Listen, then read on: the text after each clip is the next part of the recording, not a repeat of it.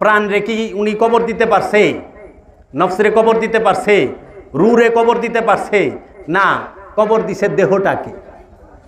মাটির গর্তটা দেহটা রাখার স্থান, ওটা মেজাজি কবর। কবরও দুই প্রকার, একটা মেজাজি, একটা হাকিকি। মেজাজি কবরে লাশ যায়, আনুষ্ঠানিক কবরে লাশ যায়, নফস যায় না, মানুষ প্রাণ ঢুকে না। মেজাজি কবরে লাশ রাখে, তাও দইরা নামান লাগে।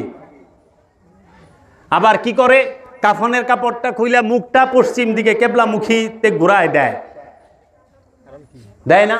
কি কারণ? কেন ঘুরায় দেয়? এগুলো বলে আমাদেরকে না।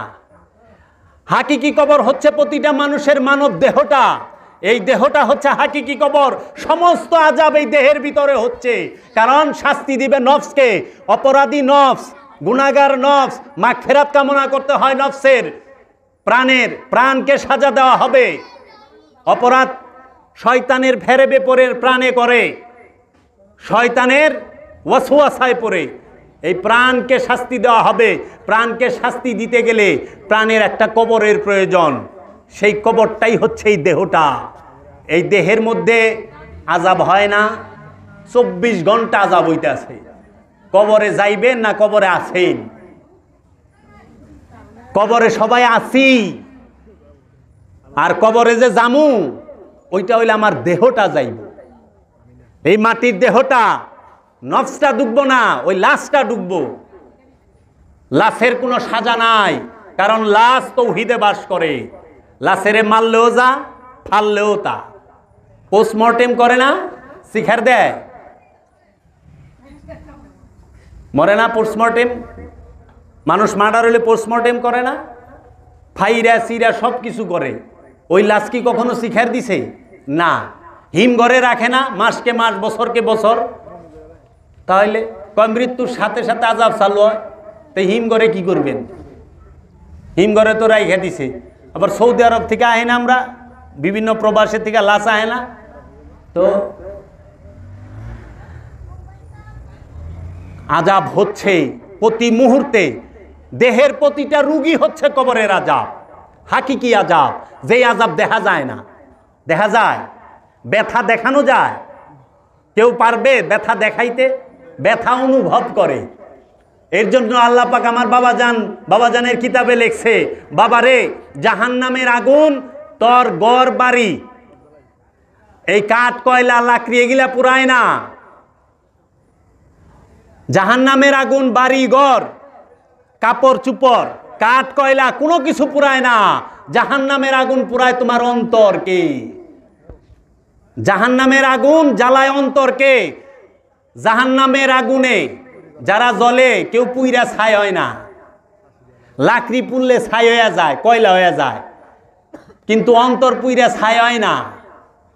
অন্তর জ্বালায় কিন্তু ধ্বংস করে না, অন্তরে জইলা ধ্বংস হয়ে যায় না। এর জন্য দেখেন মেজাজিতেও বলে আপনাকে গরম পানি পান করানো হবে, জাহান্নামের শাস্তি। আপনাকে গরম তেলে ভাজা হবে, গিয়ে বাঁচবো অনেকে কয়। আচ্ছা, কথা তো মিলে। আপনি কি গরম তেলের মধ্যে বাজার মতোই পারলেন নাই? কবরের আযাব কি চলবার লয় নাই?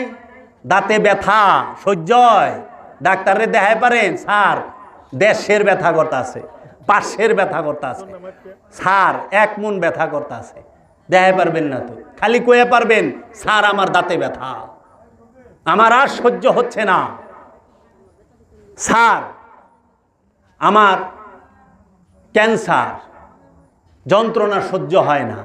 এটা কি আযাব না কবরের? কারণ প্রাণকে আযাব দিতে হলেই দেহ লাগবো, দেহ ছাড়া প্রাণকে আযাব দেওয়া যায় না। এর জন্য বাবা জাহাঙ্গীর বলেছে, বাবা যে দেখে সে বলে না, আর যে বলে সে দেখে না। কেমনে? আপনার চোখ দেখতাছে কিন্তু চোখ কোনোদিন বলে না, বলে চোখ কথা বলে না। আবার মুখ সে বলে কিন্তু মুখ দেখে না, দেখে মুখ দিয়ে আজ পর্যন্ত কেউ দেখছে না। যে দেখে সে বলে না, যে বলে সে দেখে না, যে শুনে সে দেখেও না, সে বলেও না। কান শুনে কিন্তু কান কইলে দেখে না, কান কিন্তু বলে না, শোনে। তো এর জন্য আগে নিজে চিন্তা করেন কোথায় আছেন। পাইলস হইছে, কবরের আযাব, কুটকুট করে কামড়াইবার লইছে, যন্ত্রণা সহ্য হয় না, ব্লিডিং হইতেছে, আর সহ্য হয় না, হাঁপানি, শ্বাসকষ্ট, দম ছাড়া পারি না, আর সহ্য হয় না, কবরের আযাব। এর থেকে বড় আযাব আছে? আর কত বড় আযাব পাইবেন? পাইলস হয়, হাঁপানি হয়, অ্যাজমা হয়, ডায়াবেটিস হইবার লইছে, এগুলো সব ছোট বড় কবরের আযাব। কবরের আযাবের মধ্যে সবচেয়ে বড় আযাব হইল ক্যান্সার। তো অনেক আছে। হাকিকি কবরের আযাব দেখা যায় না। মাটি এমরার থেকে চাপা দিয়া ওমরা লয়ে যাইব আপনারে, কটকট করে দেহ আড্ডি গুড্ডি ভাঙ্গা যাইব। আড্ডি গুড্ডি ভাঙলে কি ওই দেহের ভিতরে তো আমিই নাই, আড্ডি গুড্ডি ভাঙুক কিছে? আমি যেই দেহে আছি এইখানে যদি একটা বাড়ি দিয়ে হাড্ডি ভাঙে, আমার এই যন্ত্রণা, আমার এই কষ্ট সহ্য হয় না। আমি ব্যথায় সবসময় ছটফট করি, ঝোলায় রাখি। আমি সত্য জানলেও সত্য মানতে চাই না, কারণ এই সমস্ত জ্ঞানগুলো আপনাকে দিবে আপনার মুর্শিদ। আপনি আল্লাহর ওলি ছাড়া কখনো এই জ্ঞান উপলব্ধি করতে পারবেন না যে আপনি কোথায় আছেন। জান্নাত সৃষ্টি, জাহান্নামও সৃষ্টি। জান্নাত আর জাহান্নাম শুধু জিন আর ইনসানের লেগে তৈরি হয়েছে। আর সৃষ্টি জগতে কোনো প্রাণীর জন্য জান্নাত জাহান্নাম নাই। আজ পর্যন্ত কেউ বলতে পারবে, শুনছেন কেউ যে গরু জান্নাতে যাইব, মহিষ জান্নাতে যাইব?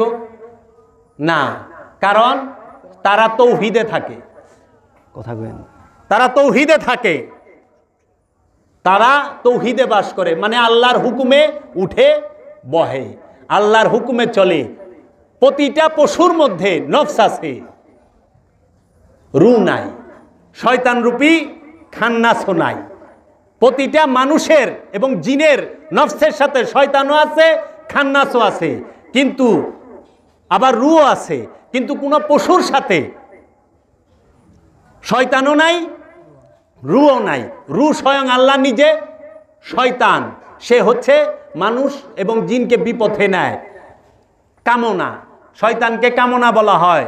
আজ পর্যন্ত কোনো গরু, বাছুর, পশু পাখি চিন্তা করছে একটা 10 তলা বিল্ডিং করুন, থাকমে এনে এসি লাগামু, সেগুন কাঠের খাট বানামু, ওয়ার্ডরোব হইব, আলমারি হইব, এইটা হইব, সেইটা হইব?